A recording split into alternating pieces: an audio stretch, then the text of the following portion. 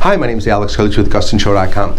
Things you can do to rebuild your credit score before you buy a house. First, pay your credit cards down. Not all the way to zero, but maybe like $10 balances, $20 balances. If you pay it to zero, your score sometimes goes down because now you have no debt. So you have no credit card payments at all.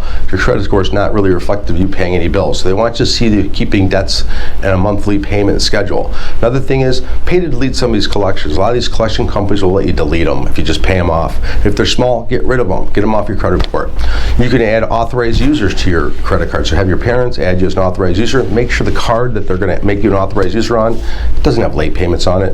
The higher the balance, the better. The longer it's been open, the better. So keep that in mind. Opening these credit cards, there's a lot of credit cards out there that give you like big limits right away. That could help you. Initially, it might ding you for the first 15, 20 days, and then the next 2 months, it's going to bring you higher than you were before. So those are some of the tricks I had to boost your credit score. I got more. If you need to know some more, you got to call me. These are deep secrets. Those are public secrets. I got some better ones. Give me a call, 630-915-7550. Please subscribe. It helps us help you. Thanks.